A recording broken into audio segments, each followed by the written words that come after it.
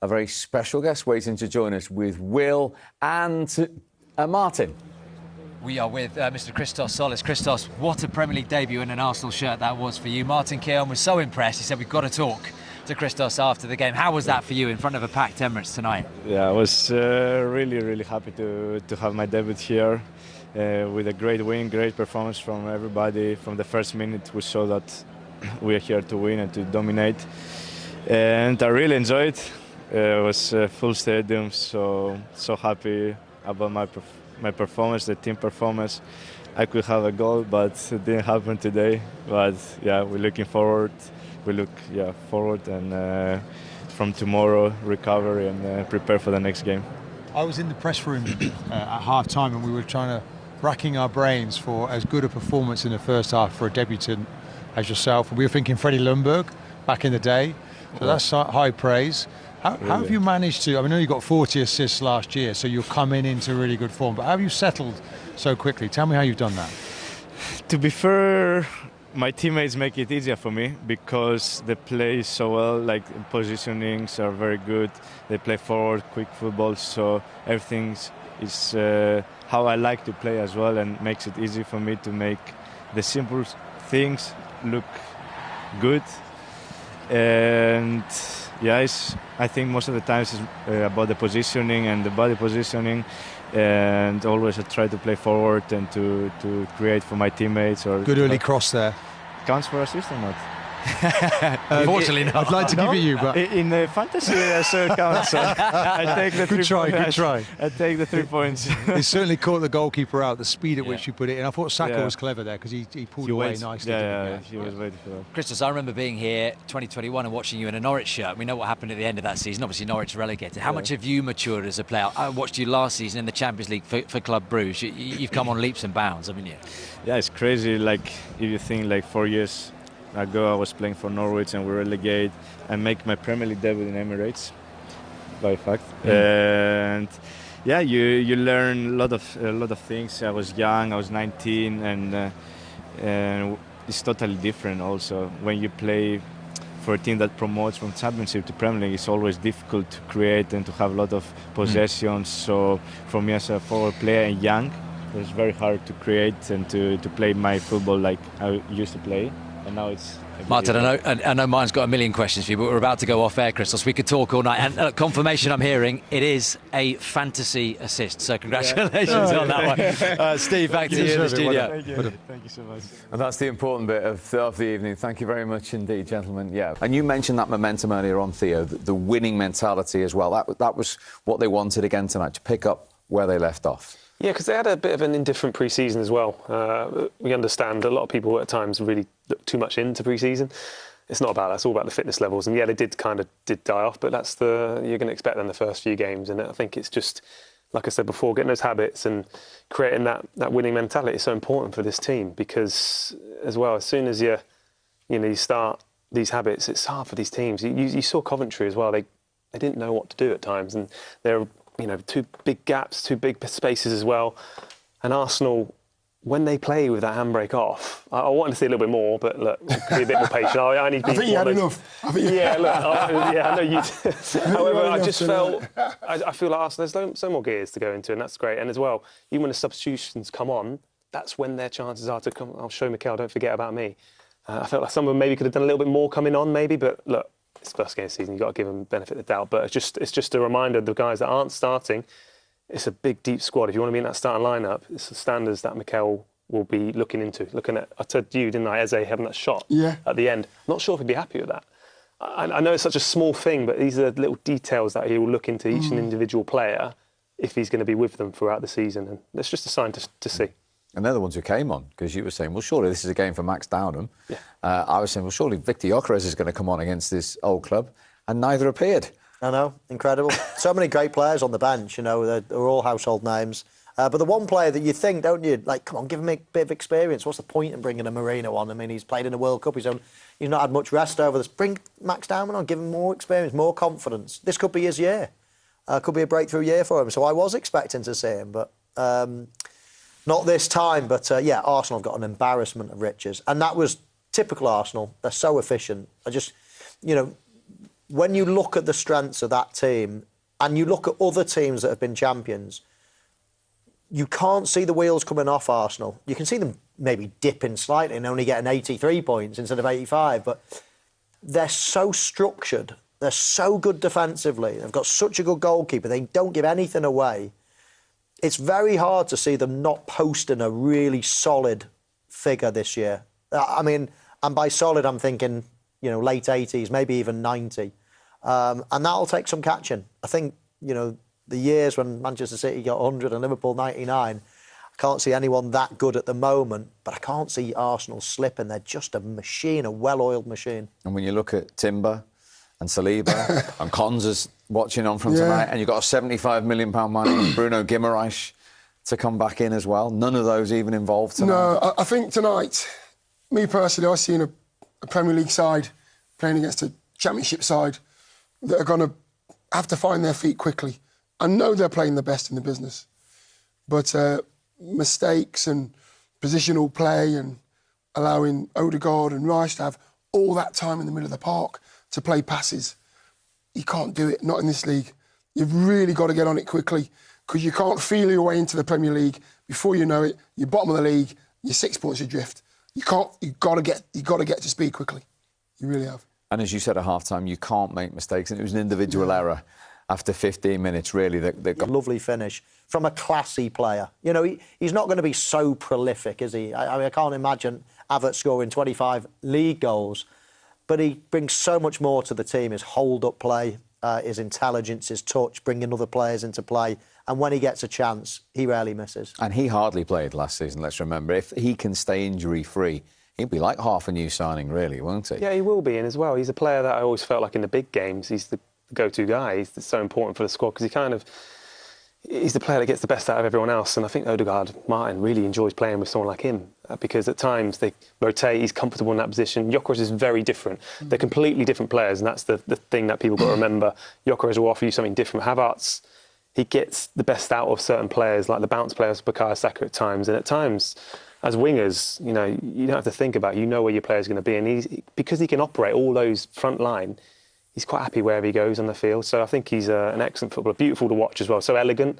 It kind of reminds me of the way he floats around a bit like Ozil at times. And I just think at times maybe you think there's more in him, but it's just the way his presence is on the pitch. It makes it look easy. Yeah. I mean, Arsenal looks so relaxed. I mean, Ben White I thought was outstanding as well, going on the overlap past Saka, and Coventry defenders are not quite sure what to do, and do I pass him on? And they're the little things, the information, and I'll stay, you go. Just wasn't there tonight. The ball back to Thomas, could have stopped that chance arising, but it's little margins. You're playing against the best, but it's little margins. Stop those little margins. You appreciated 2-0, one wide man to another, and Tzolis had an impressive evening, didn't he, on his debut? I like him a lot. He reminds me of Alexi, and the reason why I said it, where he kind of gets the ball's first touch is positive, first thought is forward, and I'm going to attack my fullback. And as a fullback, you hate that. Alexi always would just give the fullbacks a headache, and even when the number 17 just reminds you of him. I know he moved on to number 7 when Thomas Ricky moved on. However, there's something about the way he moves with the ball. He glides on the field, and they want to keep on giving it to him as well.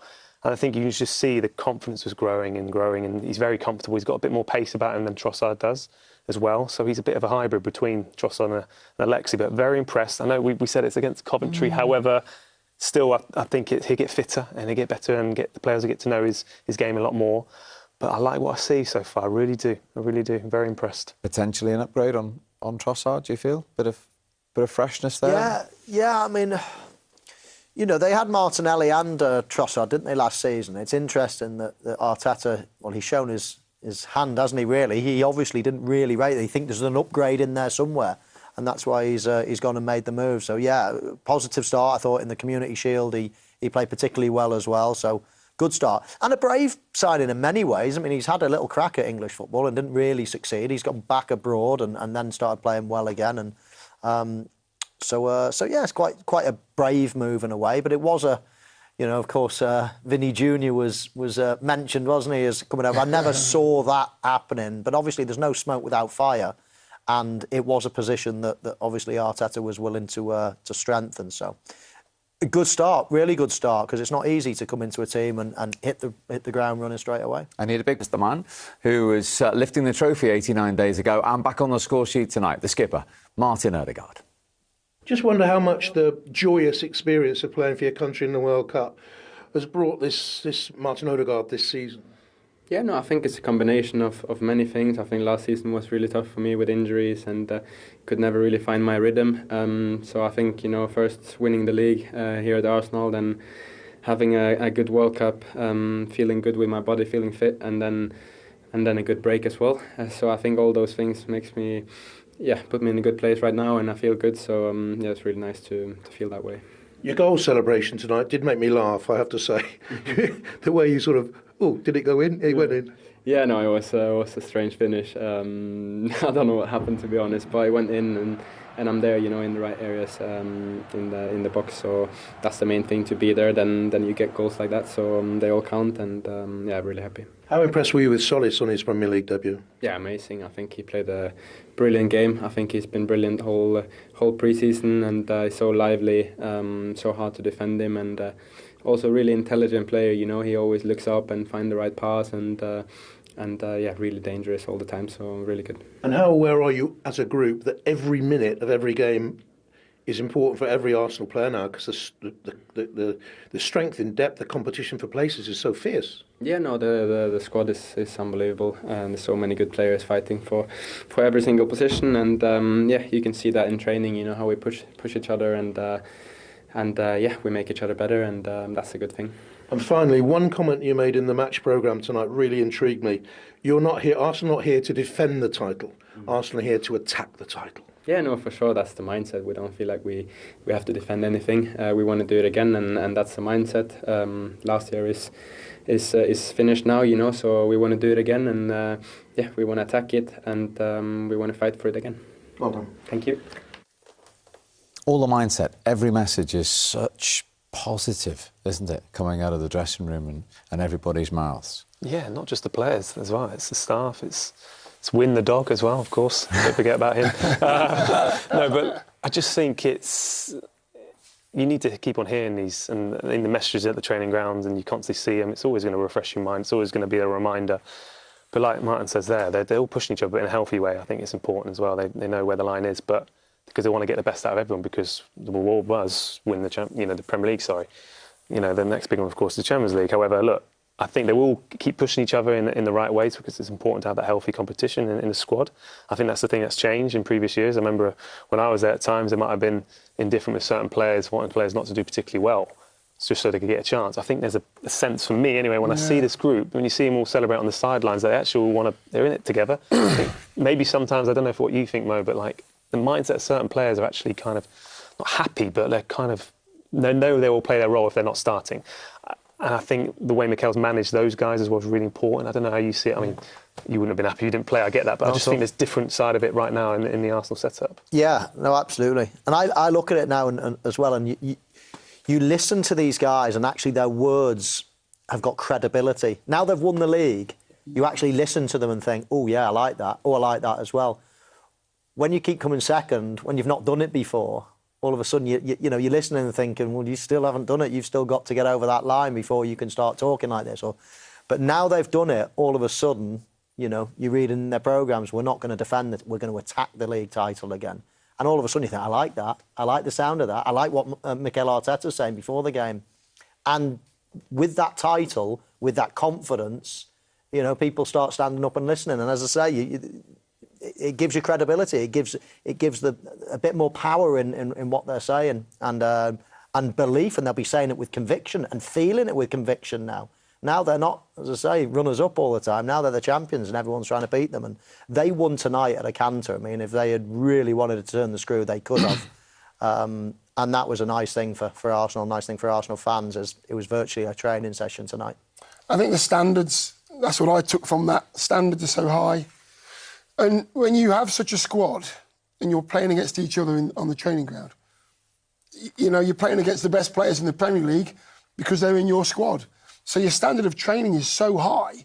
When you get onto the pitch, you're not playing against that same standard because they're all in your squad. So they just walk onto the pitch with confidence that they're not playing as not playing against players as good as what they have in their dressing room. So they make it look so easy. It's not, but they make it look easy. Congratulations, Mikel. The guys have been full of praise, talking about the slickness of your passing, the swagger with which you played. What did you like about it? Yeah, it was a lot to like on that performance right from the beginning. I think we were really dominant. We really flow with the ball. We connected with each other in a really impressive way. We scored 2 brilliant goals. Probably we should have scored the third one before half-time as well. And after half-time, we scored the goal with Martin, a bit lucky. And then after that, obviously, we have to manage the game. But overall, I think the overall performance was very positive and a lot of big individual performances as well, I think. So at half-time, what do you say at half-time? We need to go for the third goal. Yes. And we know that this is the Premier League and the 2-0 doesn't give you any comfort or confidence to close the game. So that's what we wanted to do, and I think we've done it. Yeah. And credit to the team. Mikel, it feels like the first time I was talking to Martin Ødegaard, that combination of Saka, Ben White and Ødegaard on that side, it's a brilliant combination and it really works well together. They played together quite a bit 2 years ago and then obviously last season. Do you see that as well, that they're the best three on that side from a point of view of familiarity? I know you've got great players, but they're so good together. When you talk about connections and chemistry, those three got that. Obviously, they played so many minutes together in the past. Last year, we didn't really use them because of different situations. Today, not only that, but even on the left side, you start to see different dynamics with Christos and Ricky. I was very impressed. Mikel, I want to ask you about your fullbacks and how much sort of licence you give them to go forward and you know, pop up in different positions. I mean, Ben White's got an assist tonight, but Calafiori as well. But especially Calafiori, you know, you think of, he got to goal last weekend, he set up a goal tonight. Can you give us a little bit of insight in where they're allowed to go, where they're allowed to roam? So often they find themselves between the lines. Yeah. Well, in relation to the opponent's behaviour, in relation to how the opponents behave, they need to do certain things to try to cause them problems.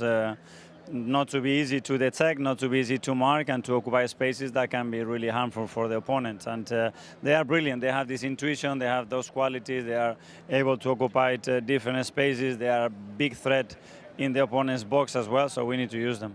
Mikel, how do you want to see your team actually evolve on the pitch?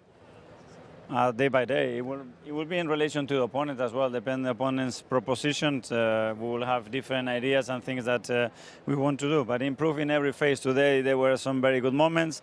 There were moments in the second half after the third goal that I wasn't too happy about it. The timing, the compactness of the team at times. So yeah, we need to keep improving. You've obviously brought in Ezri Konsa today to add to Bruno Guimaraes, and significance on this particular question because they're two players who are 28 years old. A lot of other clubs will shy away from spending money on that age player. Why do you see that as an opportunity? Because we look at the squad as a whole, and in the defensive line we have a really young defensive line. In midfield we have a different profile, but as well we have two players with three with Max, Ethan and Miles as well, that we already have the next generation there ready for them. And there are players that are 28, not 38, and when they are at their prime, especially on the hearts of the team, I think they're going to give us so much in the next few years as well. You're going to have an amazing squad when this is all done. We hear still rumours and reports of maybe another addition to the forward line. Don't know if you can say anything about anybody there. How are you going to keep everybody happy?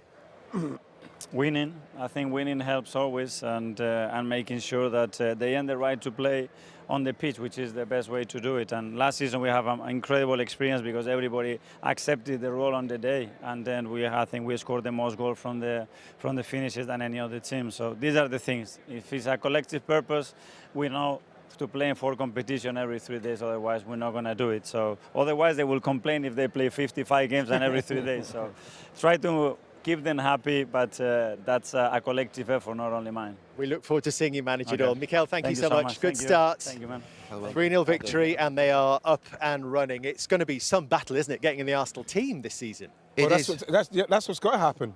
If they're doing what he's saying he wants to do, he wants to build legacy, he wants a dynasty, then you've got to bring the players. You've got to bring as many as you can. You've got to make them fight for it. Because that's how you become champions. That's You're how so you win. smug tonight, Ian. It's not smug. It's not smug. This is what he said. This is what he was saying after the Champions League final, what he wants. And that's why we're trying to go for certain players that can change the DNA of the club where he wants to Do you know what go. Ian said back end of last season? He was looking forward to doing some games this season when it wasn't so tense. It's amazing, Dave. Yeah. Actually, we've looked at Mikel Arteta for the last few years with an element of doubt.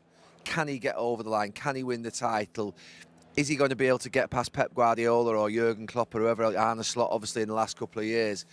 Now I think that he must feel so different. He's got that title under his belt in terms of the surety of... Players go away from this league, the good ones go away, and they sort of reinvent themselves. He was young. He didn't have a lot of appearances for Norwich. It's a different animal. He's gone to Club Brugge and really reinvented himself, and it shows. Can I just throw one little quick thing in? Max Dowman. If I'm Max Dowman, how am I thinking? Because all of a sudden I'm looking for opportunities to get in this team. Saka's back in form, scored goals. Tzolis is a big threat. I know there's plenty of goals, but in some respects, we don't want to hold his progress back as well. So that's maybe a balance for Mikel Arteta to have to work on this season. The squad is insane. Yeah. 2 World Cup winners came onto the field to play in the second half. The Spain finalists, the midfield players, Zubimendi and Marino, and let alone the midfield players. And the guys talked about Miles Lewis-Skelly. They can't go. Yeah. And that midfield now, Rob, like with the options they've got in there. With Bruno. And also we're talking about Tzolis and stuff. He's hit the ground running. But you've got to remember, this is a brilliant Arsenal team that's so grooved in its movements, and you see it firsthand when being here. The midfield player, the fullback's coming inside, so he's coming to a perfect scenario to do his thing. How will Ezri Konsa fit in, do you think? He brings a stability, which is important. He brings a safety. You can play it right back if that's required. I think you need a pool of 3 centre-back, top-class centre-backs who you can rely on. Ezri Konsa does that. And there'll be days when maybe Gabriel can have a rest, Saliba can have a rest, and they're not going like full out every time. And if you're going to win Champions League, sometimes you've got to maybe take a player out of a Premier League game and know he can be good in Europe. Tim, you agree with that? Well, I do, and I think Mikel Arteta has shown he's not afraid to play a tall, strong fullback, and he does that quite often. I agree with Ulster. You need to have 3 center. We talk about City setting the standard. They did. They were able to rotate their center backs, and it never got worse. They actually got better week to week. So that's going to be an important option for Mikel Arteta. Just one quick thing to add. You know, when we think about Arsenal this season in defending, you might say, could there be a little bit of complacency with the team? Well, the squad is so good that won't happen, because the players that haven't been playing will come in, they'll be buzzing to try and be part of the starting 11, and that drop-off is hard to see it coming when there's so many good players in all positions. Well, Bruno Guimaraes not in the squad today because he's injured, but Ezri Konsa, we saw before the game, paraded out, wasn't he, up to $75 million arrival for the Gunners from Aston Villa, confirmed, done deal today. Let's take you back up to the gantry as we continue to wait for both managers and also Christophe Tzolis, who is very much, chaps, the main man out of this Friday night football. I think he is, Rebecca, but we like to play the role of the 3 old curmudgeons. So we are going to try and take this in a slightly different direction with regard to Tzolis. And I'm going to suggest to you two gents that the Premier League, if it's good at anything, it's at finding out new talent. So someone comes on the scene, makes a big splash, 2 or 3 weeks down the line, defenders are wise to him. So is Tzolis vulnerable to that, do you feel? Well, he's definitely got to sort of make sure that he can be consistent within, you know, a very, very tough league. He's going to come up against all sorts of defenders, you know, physical defenders, technical defenders, experience as well at this level. So invariably he's going to have to mix his game up. But I think he's got the 1, the mentality, 2, the physicality, and 3, the ability to do things quickly. He plays with his head up. We were praising him for that. He made good decisions all night tonight, and when he had the opportunity to get an outcome, he made sure he delivered that, whether it was a cross, whether it was a good pass. So I just thought, all in all, I thought his performance was a really good foundation for him to go on and have what would hopefully be a good season for him. I think I see where you're coming from. I think the benefit he's got is he's playing in an Arsenal side that is very, very fluid down that left-hand side. Calafiori is a big plus for him because he goes inside, he gives him space, he